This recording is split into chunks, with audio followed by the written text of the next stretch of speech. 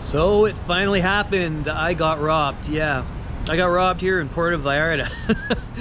And it's really my fault. You know, so I wasn't mugged, I wasn't attacked or assaulted or anything like that. I wasn't pickpocketed. I had about 600 Canadian dollars roughly, I don't know, about maybe 400 US dollars stolen from the locker at my hostel.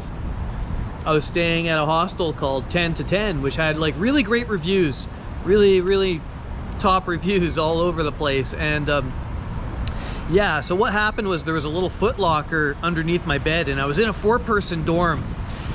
I don't mind sleeping in dormitories, I really don't, and I've never really felt insecure or unsafe in the dormitories before. But there was a sketchy guy that came into my room the night before, and he asked where I was from, and I said, oh, I'm from Canada. And he said, okay, well, I'm from Brazil. And he said, I'm changing rooms. I didn't ask why he was changing rooms. I just said, oh, okay, because I had most of my valuables in this foot locker. It was a metal foot locker, and I had one of these little travel TSA locks locking the box. And so he saw me putting things in and taking stuff out of it, and I had my laptop, my GoPro, and about 7,000 or 8,000 pesos. Honestly, I don't know how much I had in there. I know I took out like 500 US dollars, and I'd probably spent about 100. Anyway, I decided to go for a hike the next day, and so I set my walking app, and I went up this hill here, up into the hills, and I was gone for about an hour and a half. And when I got back, I went straight to my stuff, because my brain is always on my stuff, like my money, my possessions. And I went back, and guess what? The lock was broken. It was bent, and my heart almost leapt out of my chest. Like I almost had a panic attack right there. And I looked in there, and my laptop was still there. Oh good, my GoPro was still there, my hard drive, but inside my little wallet, my money was gone. All my pesos were gone. My whole month's basically my month's budget. I'm very frugal, but you know, it really hurt. So I went downstairs and I told them, I said, I've been robbed. And at first they kind of blinked a few times, and they didn't really know what to make of it. But with time, they started we started doing some research and kind of figuring out who was in there, who left. And she said that guy that was staying in my room, he had left that about the same time I had left. He came downstairs with his backpack on. So she thought that was odd, and she asked him, where are you going? And he said, oh, I'm going out for food. And of course, he never returned, even though he had one more night booked. So I was kind of miserable, you know, kind of pissed off. And the manager the next day, she came and she said, you know what, we feel really bad. Here's your money back for the 3 nights you booked. You know, and it was pretty cheap, you know, the hostel, and it was a nice gesture. But she also said you can stay in the private room for a few nights if you want. We don't mind at all. And so I stayed, you know, because I was thinking, where do I go? I don't feel safe anymore. I really feel like I was violated. Who do I trust in this hostel? Like, because a lot of people were saying, hey, it's probably an inside job. Like, it's probably the hostel staff. They saw you when you took the money out. Because I wasn't really on my A game when it came to security. Like, when I paid for the hostel, I took out my little envelope that I keep my money in and took the money out. And so, not that I'm saying it was them. I really don't believe it was them. I really believe it was this Brazilian guy, because someone said that he went up to them at dinner time the night before, and he said he was hungry. And so this other couple actually cooked him dinner and fed him. So he must have been desperate. He saw that I had my stuff in there. And I'm just so grateful to whoever took my shit for not taking my laptop and my GoPro, because then I would be really in trouble, you know. I wouldn't be able to make this video. I wouldn't be able to do my work. I'm a writer. That's how I pay for my travels around. I'm actually a writer, and I'm a life coach, and I do Skype calls. Clients pay me to talk to them online, and so I could do that through my phone. But anyway, so some tips for you guys. Tip number 1, use big locks. Don't use those little TSA luggage locks. I used that because I lost my big lock. And I had a sense of security, because people in Mexico, they're so nice, man. They're so friendly, and travelers and hostels are usually quite social, and you feel secure, right? But there's one person who's desperate, or there's someone who just wants to take advantage of someone who doesn't have the best security. They will. Don't leave your stuff on the beds when you're not around. Even if you leave the room for 30 seconds to go to the bathroom, never leave your laptop laying on your bed. You know, if you have all of your stuff, I suggest separating it, keeping some of it on you, some of it in your locker, or even better, during the daytime, bringing all your stuff with you securely to your body. If you don't have a secure locker, I carry what I call a pack safe. It's a travel safe that I can use in times when I don't feel secure.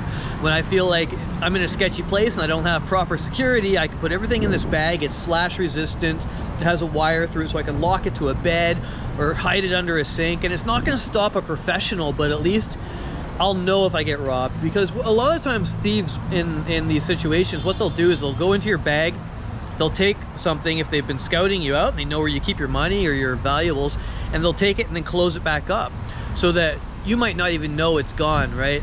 Like even with my locker, they had closed the lock and made it look like it hadn't been opened. They zipped everything back after they took my money. Then it buys them a bit more time, right? I did call the cops, and the cops came and they said, well, amigo, there's a lot of people staying here. There's not much we can do, sorry. But you can come to the cop shop and make a report if you want. And I didn't, because whatever, you know, it's like $400 US. I could really use that money, no doubt about it. But I have my laptop, I'm safe, I can make more money. It's not the end of the world. My tips to you also are keep your wallet in your front pocket when you're traveling and get deep pockets. Don't take your valuables to the beach. This is like the #1 reason people lose their stuff, is because they go to a restaurant and they put their purse down beside them, or they go to the beach and they leave their stuff on the ground, they go swimming. The people who steal this stuff, they're like ninjas. They know every trick in the book, and they can rob you like that before you blink and your stuff is gone. And I'm not saying this to make you sound paranoid, but that's just the reality of traveling. Yeah, there's all kinds of scams and petty scams, and robbery in most of the world, like armed robbery, is quite rare. But petty scams and people stealing your stuff when you're not paying attention, that's really common. And there's dumb things that people do too, like they go to, like there was just a lady today and she went to, I was in a bank and it was a currency exchange, and this woman was going, no, I want small bills, not big bills. And I was watching her, and she just handed a big wad of American cash to the currency exchange people, and they were all smiles, like, okay, and they gave her a whole bunch of bills back, and then they're trying to get rid of her, right? And she was complaining, and I asked her, I said, did you get them to write the price down before you handed them your money? And she's like, no, I don't know. She's like, I just gave them the money. And I said, yeah, I would check how much money they gave you. And she had received 15,000 pesos, so that's like, I don't know, like $700 or $800 US or something, and or more, maybe 900, I don't know. But she didn't even check the exchange. You always ask, like, give them a piece of paper and say, how much will you give me for $100 or $200, and get it written on paper, because they will rip you off if you don't do that. Once that money leaves their counter, it's now your loss. You made a deal. You're too dumb to know better. That's your fault. So that's another scam you want to watch out for. Whenever you're walking around, if someone comes up to you, and I've been to like lots of countries, I'm not talking so much even, well, actually it happens everywhere. Honestly, it happens everywhere. If you look like a tourist, someone will try to scam you, and they'll come up and they'll be really nice. So they'll say like, oh, how are you doing? Like, where are you from? That's the first thing they ask. Where are you from? And you say, oh, I'm from Canada, and they go, oh, the Vancouver Canucks, right? They know all the sports teams, and they're gonna wanna be your friend.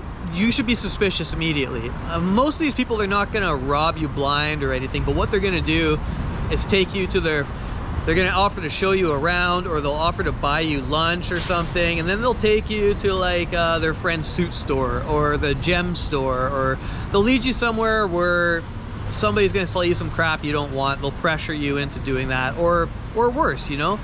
So you wanna be suspicious. That doesn't mean everyone who talks to you isn't friendly, but think about it. Like if you're here in Puerto Vallarta and you're like on the Malecon, like the main tourist strip on the beach, there's people there looking for suckers. They're looking for people that have their wallets hanging out of their pants, for people that are walking around looking like tourists, and those are the people that they're gonna try to scam. In my situation, you know, I was in a hostel, my lock was too small. All the guy had to do was break it and take my stuff, and I got really, really lucky. Really lucky. So, safety in hostels.